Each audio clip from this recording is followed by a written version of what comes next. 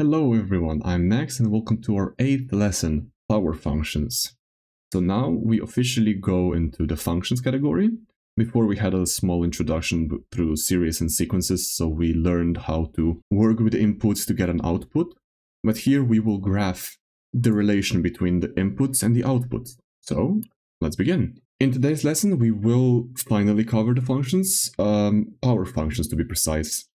That is when we only have some constant multiplied to x, where that x is raised to some power like x squared. So when we had quadratic equations, we had x squared. Take only that term, and now that is a power function. So there's only one term comprised of three elements: the constant, the x, and the exponent that the x is put to the power of. So the exponent is a natural number.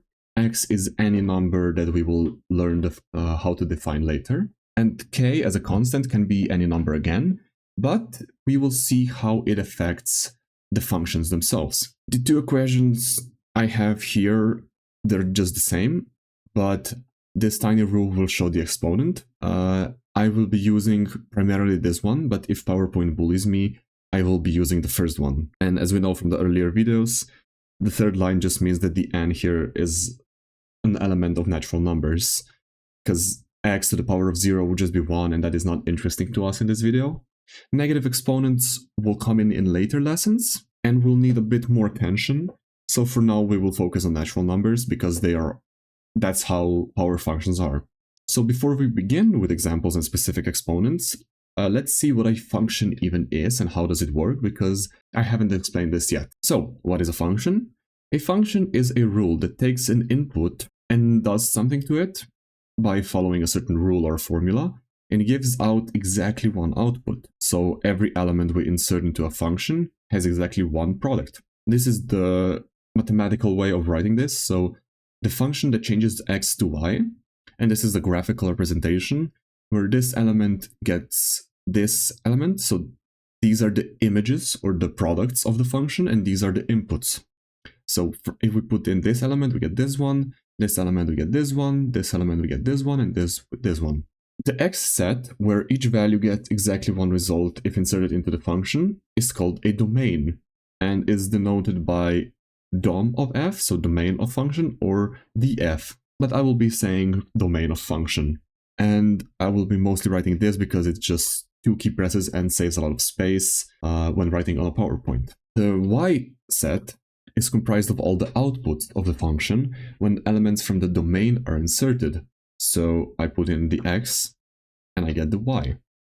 And it is called a codomain, counterdomain, or sometimes even a range. The notations can be Ra of f, so the range of function, or Cf, or codomain of function, or whatever your teacher marks it as, because some teachers, some schools use the translated version of it. So if your word is not in English, so if you're not primarily speaking English in your schools, and translate the codomain into your own language, then that shorter, the first letter of that will be written in front. So I've seen ZF, SF, like different notations. It does depend on which school you go to. Now, what is important is that the domain represents all the elements that we can put into the function to get a result. If it is true for any real numbers, we mark the df, domain of the function, as real numbers. So just like we did before with natural numbers, here we do real numbers. And if their outputs also consist of all real numbers,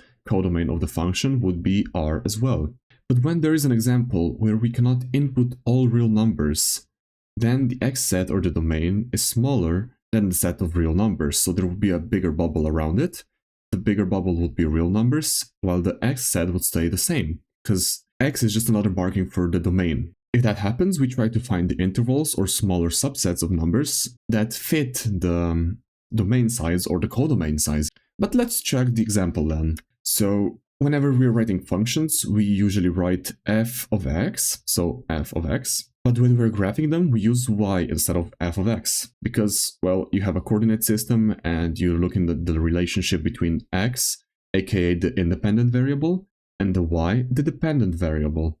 While when we are working with values and just calculations, we use f of x because we are we are inserting x values and getting the results that the given function would give us. So this is a function, and if we insert different x's, like this is the example, we use the f of x to see what value we would get if we would insert 1. So instead of x, we write 1.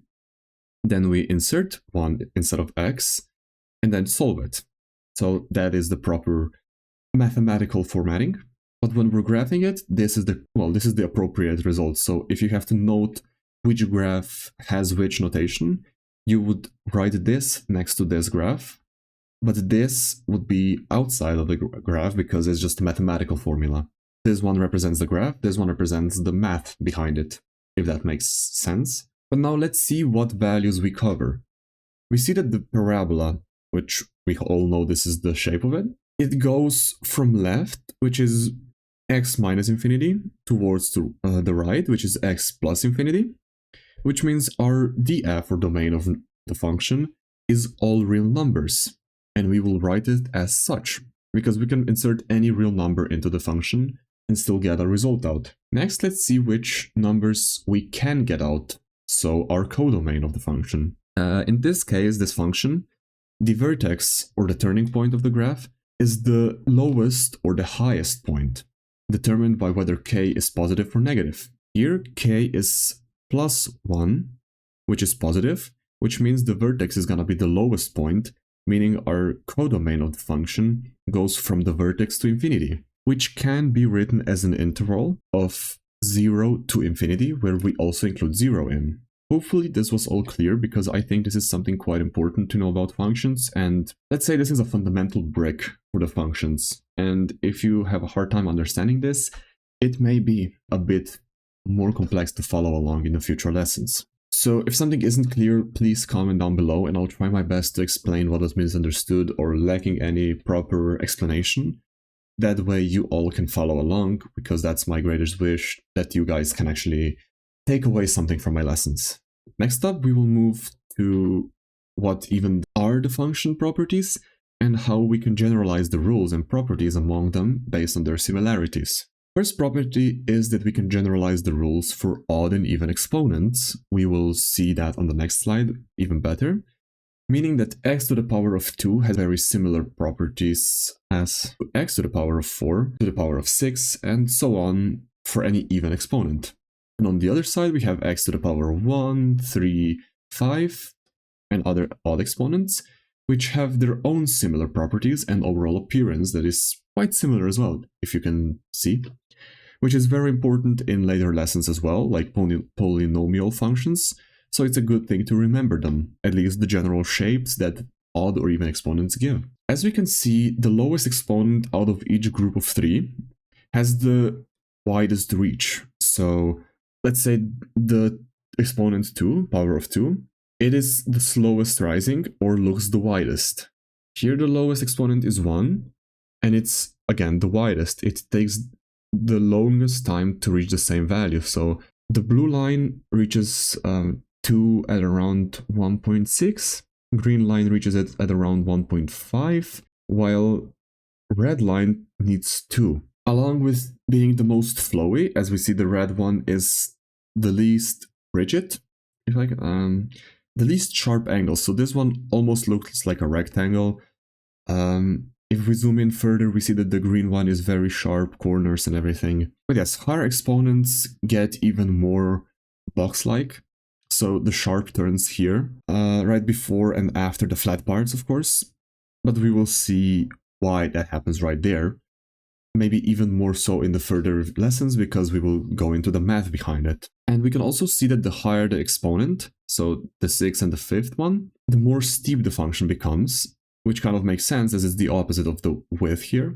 So it starts rising up way faster than any other function. So x to the power of 6 is gonna reach a higher value earlier than any other function with a lower exponent, which kind of makes sense as there's more x's multiplied to the same value. So if we have 3 as the x, here you would have 3 times 3. On the blue line, we would have 3 times 3 times 3 times 3, which is already 9 times bigger. And here, this is another 9 times bigger. So obviously the y values are gonna be going very, very fast up, if that makes sense. In polynomials, we will learn that the behavior of a function is determined by the highest exponent, and then we can see exactly why, or you can already see the glimpse of why that is. But for now, I'll leave you with this info. Hopefully it stays with you until then. Now, what even is the difference between odd and even functions? And what does that even mean? Well, we can take a negative x and put it in the function. There's only two possibilities that we can get, either a positive or a negative result. If the result is negative, like dx was when the function was x to the power of 3, you can see that the function of a negative x is the negative value of the function of x. So if we put x as 3, minus 3 put into the function of, let's say, x to the power of 1 gives us minus 3. So the left side of this equation would be equal to minus 3. But if we take the positive value of the x and put it in the x to the power of 1 function, we would get 3. So minus 3 and 3 are not equal. That's why there's a minus here, okay? That way, if you put some value, the output of the function will be of the same sign. So if we put in a negative value, the y value of the function of the graph will be negative. So let's take minus 5. If I put minus 5 into any of these functions, the result will be minus y. So the y will be in the negative third quadrant here, which we will learn in just a second. But it will be below the x-axis. Okay? So hopefully this kind of makes sense. If you have a negative x put into the function, you can take that negative sign out of the function and get the same result, but negative, as if you were to put in the absolute value of that, so the positive value of the x. Hopefully this makes sense. This will be more visible when we get to trigonometry, sine and cosine functions. But basically, it helps us on paper when we are working with just the math to, let's say we see that the negative value, like a negative equation is put into the function as the x. You can just turn it into a positive value, so just switch the signs and take the minus in front of the entire function. So the overall result will be negative and you can save yourself a lot of trouble. Or it is very good when determining properties of the function, which I will show you a bit later on. But if we take a function of a negative x and we get the same value as if we took a function of the positive x, the function is even. An example would be if we took x as 2, so putting minus 2 would give us the same exact result as if we put in plus 2. One example is x squared, where the negative sign is cancelled out in such a way that if I put in 2, I get 4, if I put in minus 2, I get 4. So these two are the rules that are probably also one of the base bricks for functions as well, because we will see odd and even functions have their separate properties. So if you can determine if a function is odd or even, you can know a lot of their properties just by knowing this thing, okay? Now, to continue with the properties, the next is the difference between the domain and codomain. And again, depending on the language that you use, there might be a different word for them, but the direct translation of these two terms will also very often be accepted. So translate the word domain into your language, it could be accepted, very probably so. So an element from the domain is put through the function, and the result is the image of the element, which is found in the codomain. And to round it up, codomain is connected to the domain as an output from the function, which the domain elements are fed. So think back to that graph we had with the two bubbles. You have the left blue bubble of x, the domain. You put the elements through the function, so some writing like x squared, and the output is found in the codomain, which is the y on the right. Hopefully this visual can stay with you and help you remember it.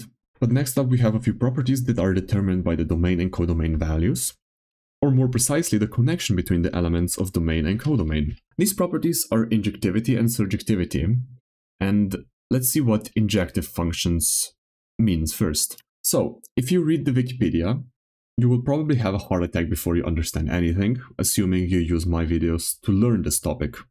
So I will try to simplify what it says there as much as I can. So first, the two ellipses in the top right will show you an example of an injective function. But let's say the third element, so this one, would have its image as D and not A, so the arrow would be pointing up to this one. So they would have the same image or the same element as the element 1 is. So both 1 and 3 would have their image as D. This function would no longer be injective. So in layman's terms, it would basically mean that every output has a maximum of 1 input, or to turn it around, no two different inputs can have the same element in the codomain. Now this may still be confusing, so I'll show you a visual method on a graph. But let's take a black line moving up and down the function. It always has to have exactly one point of contact with a blue line, even on the point 0, 0, where there is technically only one point, as if you were to zoom in infinitely. You will only see that at no point there are 2 points crossing the black line at the same time. This example was x to the power of 3, which is in fact an injective function. So you can see that wherever I take that line, moving from as low as I can to as high as I can on the y-axis, it will always have just one intersection. This is the injective test. So the next I will do it on x to the power of 2. Now here you can see that the blue line will always have 2 points of crossing over the red one point at the vertex, and 0 above or under it depending on the sign of the constant that is multiplied by x. So to sum it up, my own name for this test is called the injective line test, or the horizontal line test. When you take a horizontal line and move it up and down over the graph, and you always have to have 1 or 0 points intersecting with the graph and the horizontal line. Then the function is injective. If you have any more than one intersection, it is not injective. As soon as there are 2 or more intersections between the horizontal line and the graph, that means that 2 different x's would have to give the same y as the output. Surjective functions. While surjectiveness is determined on if all the elements of the codomain are present, technically every function is surjective on a specific interval, so we will mostly be looking at all real numbers, and if every element from real numbers appears, so a function is defined so the y can take any of the real numbers as its element, then the function is deemed surjective. Sometimes you will have an example, is this function surjective on natural numbers, on positive numbers? In that case, x to the power of 2 would be correct, because all of the positive numbers are represented. But let's take the same example for x squared. We can see that the codomain of the function is numbers greater than or equal to 0, meaning that the entire negative region is not present. So the function is not surjective unless we define a custom codomain range. And as we can see on the crossed out image in the top right, C element is not connected or represented in the graph as the output. So no input gives us the element C as the output, meaning the function cannot be surjective, the one in the top right. So in short summary, a function is surjective if all y values on the graph have a representation. So moving a horizontal line from y is minus infinity to positive infinity, it would always have at least one point at which it crosses the graph. So to combine the tests, injectivity is tested with a horizontal line moving up and checking if there's more than one intersection, or if there's less than 2, because if there's more than 1, it's wrong. So as there are less than 2 intersections, the graph or the function itself is injective. And if you can successfully move this horizontal line from y is minus infinity to y is plus infinity, while always keeping exactly or at least one point of intersections, then the graph is also surjective.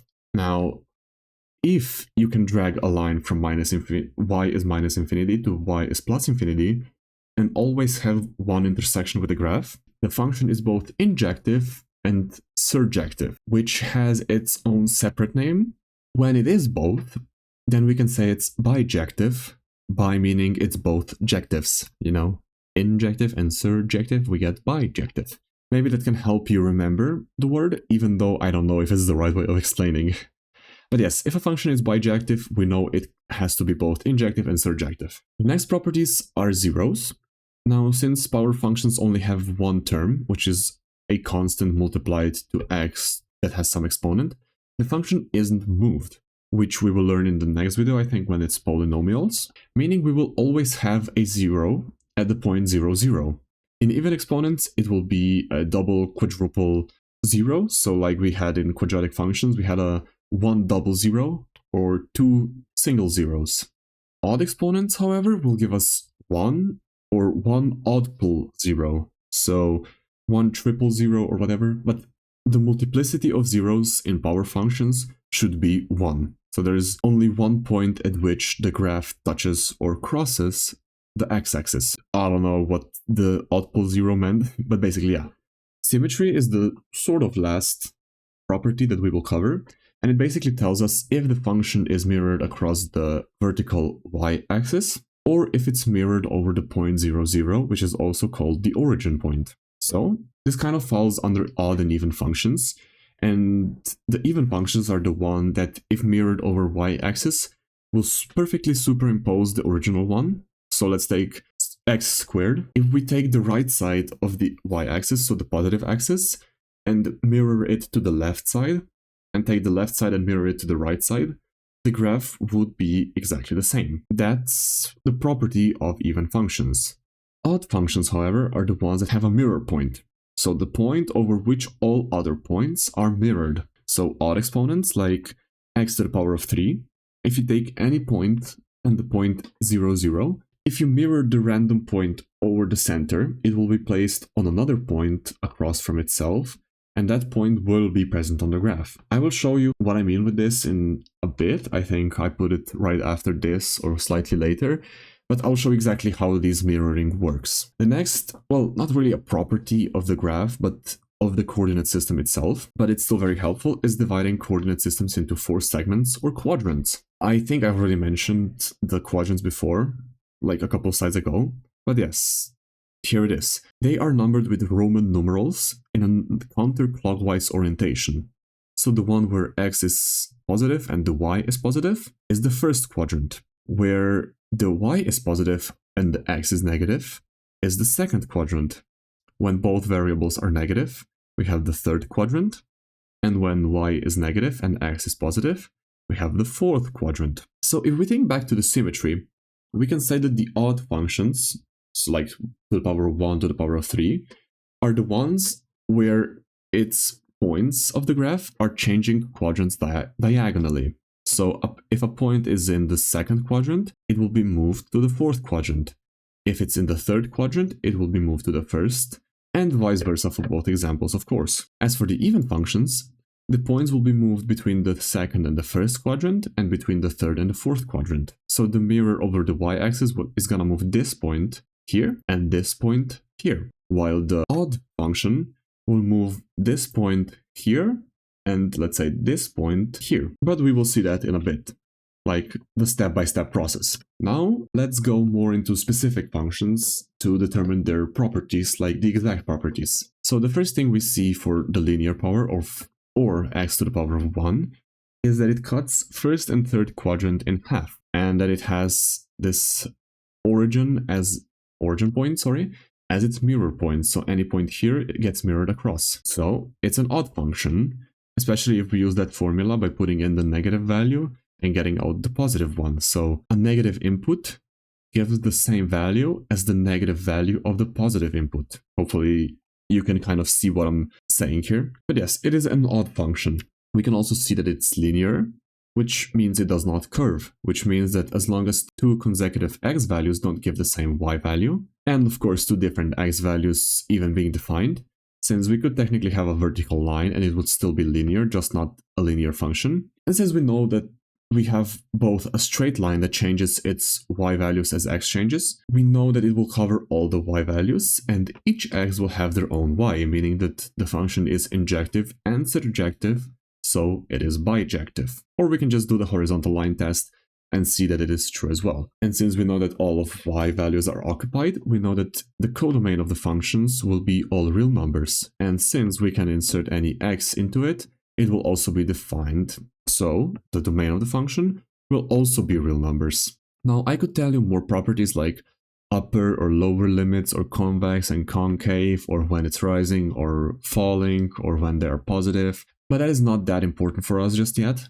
Plus, if I mention too much of it, it will just overcomplicate it for you guys, which is something I'm trying to avoid to the best of my abilities, which I'm not very successful at, to be honest, but I am trying. Next up is the square or quadratic function, which we all probably know quite well by now. So we see that the first and the second quadrants are the ones occupied, and if we mirror the functions, it will superimpose over itself, which makes it an even function. Now, since we have no negative y's, we know that the result, or an even exponent, cannot be negative in the domain of real numbers, which means our domain of function are real numbers, so we can put in any x, but the codomain are non-negative numbers, as again, the result of squaring real numbers cannot be negative. Now let's do the line test. First of all, since we see that not all real numbers are present in the codomain, we automatically see that it's not a surjective function. But if we put in the line, we also see very fast that the horizontal line will have two intersections for most of the graph, one for the vertex and 0 for the negative y values. So two intersections means it is not injective. So not injective, not surjective. There is also another property that I will cover here, and it's called common points, which are some points that all of the functions with the same type of power have. So even functions all have the same 3 points in power functions, which are -1, 1, 0, 0, and 1, 1, which is super helpful when trying to draw them, as we know where they are and then just adjust the slope appropriately. So we know that the higher the exponent, the more steep it will be. So the higher exponent means it's gonna have to continue almost flat for a very long time. Then right before the point, it's gonna launch up and rise to infinity very fast. This sort of makes sense when you know the multiplication of fractions. So if you have a fraction that is between 0 and 1, if you square it, it's gonna approach 0. But if it's greater than 1, it's gonna get further away. So let's imagine squaring as a function that distances the value of the result from 1. So if it's less than 1, it's gonna approach 0. If it's more than 1, it's gonna approach infinity. So if we have a higher exponent, we have to get closer to 1 with almost horizontal line. That way the steepness is gonna be correct and accurate. All the properties we listed are the properties that are the same across all of even power functions. Now let's do the same for cubic power and odd power functions. So just like with linear power, we see that the point 0, 0 is the mirror point, but we cannot say that it cuts quadrants in half because it is curved. However, due to the center point here, that is the mirror point, we know that it is an odd function. So using that formula, or this rule, tells us that inserting in a negative value, we get a negative result. But inserting in the positive version of that negative value, we get a positive result, which when multiplied by -1 is the same as this negative result. Now let's check which x's we can put into it and which y's we get out of it. And as we remember with linear, we can put all the real numbers in it and we will get all real numbers as our results. This means our domain and codomain of the function are both real numbers. Now, since codomain covers all real numbers, the function is surjective. And since we know that the horizontal line wouldn't ever have more than one point of intersection with the graph, just like the linear power function, this one is also injective. We see that the properties are basically the same as with the linear function, but this one does start curving where linear didn't. So let's see what common points do we have for odd power functions. Here we also have 3 common points, which are -1, -1, 0, 0, and 1, 1. Then for higher exponents, we again make the curve be steeper around these points. So let's take the x to the power of 5 as the black line. It is almost horizontal for much longer than the red one, and it rises up much faster, so the curve will be much steeper. So let's see the full story now, so including the constants. The function can be written as f of x is k times x to the power of n. In all examples so far, I have set k as +1. So now let's see what happens if we change it to, let's say, k is -1 or even k is 2. Let's take k is -1 first, and let's see how that changes the x squared graph. The left graph is k is +1 x squared, and the right one has x squared that is multiplied by -1. And because there is no brackets that would put this minus into the square, the minus stays. And when we check on the effects, we see that the minus sign has mirrored the graph over the x-axis. So let's check the properties. First, let's look at the symmetry. We can see that the y-axis is still the mirror axis of the graph, so nothing has changed in this regard. Next, we check the output sign, where here something has changed. The graph is now non-positive. So if we put in +1, we will get -1. This also changes the codomain of the function, where the domain stays the same. So the codomain is now from -infinity to 0. Since we still don't have all real numbers in the codomain, and since the horizontal line test still fails, the function is not injective and also not surjective. Here is the graph where k is 2, and now let's check for the common points. Where the k is 2, we have the common points on -1 and 2, on 0 and 0, and 1 and 2. Where k is -1, our points are -1, -1, 0, 0, 1, -1. If we think back, the common points for even functions were -1, 1, 0, 0, and 1, 1. So just like this, but lower. I hope that you can all see the pattern that the y value in common points has been multiplied by the k from the equation. This property applies to common points, effects from the codomain, especially in even functions, changes to slope or narrowness on the graph, which we will cover more in the polynomials, and much, much more. So just remember, in the table of properties, on the next slide, I set k as +1. But if we were to generalize it, I would have to multiply the y values with the k anytime I would use it. So for common points, it's -1, 1k, 0, 0k, and 1, 1k. And for the codomain, I would have to multiply it with the sign in front of it. Now, to sum it up, let's see what have we learned about the difference between the odd and even power functions in an organized table. For symmetry, we see that even functions are always symmetric over the y-axis, meaning that if we mirror them over it, the image or the copy will be perfectly covering the original, whereas the odd functions are always mirrored over the point 0, 0, which is also called the origin. For the output sign, so the sign of the y value, the even functions will always make it positive or non-negative, with k being +1. And if we want to be precise, since, as we know, an even exponent will not give us a negative number. The odd powers will give the same sign as the x we put in. This also explains the shape and common points. So if you think about it, putting in a negative value will give us a negative result, so the third quadrant, left bottom. And if we put in a positive x, it will give us a positive result, so first quadrant, top right. So you can kind of predict the shapes of graphs with just this knowledge. We also know that even powers are not injective, since we have a horizontal line that would have two intersections in vast majority of the time, because that is literally their property. The point is mirrored over the y-axis, so it automatically can no longer be injective. This could be proved with derivatives and how you can tell instantly from points where the function changes from rising to falling and vice versa, since odd functions always move in the same direction, so they're always rising. So as x increases, y will also constantly either decrease or increase, but never do both across the domain of the function, while even functions make a turning point, so as x increases, y is first decreasing and then starts increasing. That's also one way to check for it. The next property is surjective, where we look at the codomain of the function, or in this case, even just the output sign, since even power functions automatically mean there can't be a negative number in the codomain. We know that it cannot be surjective. As for the odds, there we know we can get any and all real numbers as y, so it is surjective, which along with being injective makes it bijective. However, this only applies to the power functions because there's even and odd trigonometric functions which do not take all y values, so you can't get all real numbers, which is important to clarify.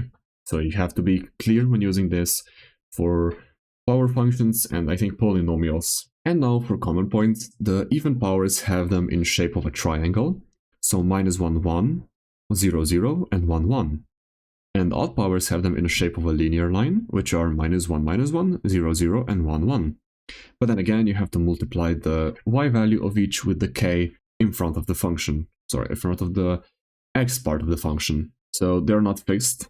They can be moved up, down, mirrored over the x-axis. So do be careful. Now, as I promised, more about the mirror point, since it may not be so easy to visualize the mirror point and its effect, and because it will be very important later on, especially in chemistry. I'll add it here just because I can and because it's on topic. Let's take the red point at -3/4 and -1/4. And let's see what the mirror over 0, 0 or the origin would be. So I already did the math and I mirrored it across. Now, how do we actually do this? We connect visually on the graph. We connect the red point with the origin. Let's call this distance L. Now we carry this distance to the end of it, so basically we double this line. We preserve the angle, so essentially extending the L, and at the end of the line we draw a point. That point is the mirror of the red one over the origin.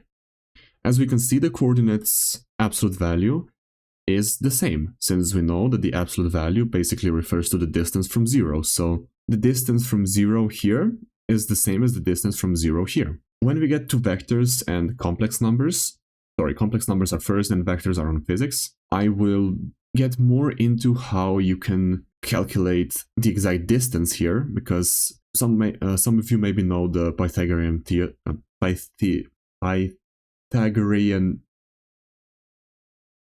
a squared plus b squared is c squared. But yes, some of you may know it. That helps us here. But yes, absolute values just allow us to calculate the exact distances, because in vectors, when we have 3 dimensions and they're all over the place, it's gonna be quite complex to just do this visually. But yes, we just see that both of these have changed, because we're mirroring from the 3rd quadrant to the 1st quadrant. If we were to mirror from the 2nd quadrant to the 1st quadrant, we would only change the x value sign. So you can see here, both of these signs have changed. So this is one of the ways on how you can do it, the most direct and probably the easiest. But if you still cannot visualize it, I have one more way, which is slightly longer and maybe a bit more complex, or simpler depending on how you memorize and understand things. So let's do it step by step and try to mirror the red point over the origin again, but the long way around. So we have the red and the black points, and now if we use the x-axis as the mirror axis, by mirroring the red point over it, we see that the mirroring changes the y-coordinate sign, while keeping the x-coordinate sign the same. Here the purple point is a temporary point and will be erased later. Then we mirror across the y-axis, just like we do with even functions, and we see that the signs of x-coordinates change while y stays the same. So the signs of the purple point are minus and plus, while the signs of the blue point are plus and plus. Now we just erase a temporary point, and in this case the red one because we were moving it. And in this case, and maybe some others, we would just rotate around the 0 point. Like, since we started here, if we were to rotate it, it would end up somewhere here, and then rotate it again, it would end here. You cannot always do this. I think this works for functions, like odd functions. For anything else, I don't think so anymore. I kind of forgot. But yes, when we get to the topic where you can't, I'm gonna tell you, or when you can again, I'll remind you. Thank you so much everyone for tuning in. I hope you enjoyed the lesson. I had a dream that this will be one of the best and most important videos that I ever make, so it better be. Here is the mini test, as I said, and I wish you best of luck solving it. I don't think I made it too hard, but you will have to use your brain and knowledge from a system of equations or just equations and inequalities, because I have put in something that we didn't cover in this lesson, but we did cover before. Thank you so much for tuning in today, guys. I love you all, and see you on our next quest. Bye!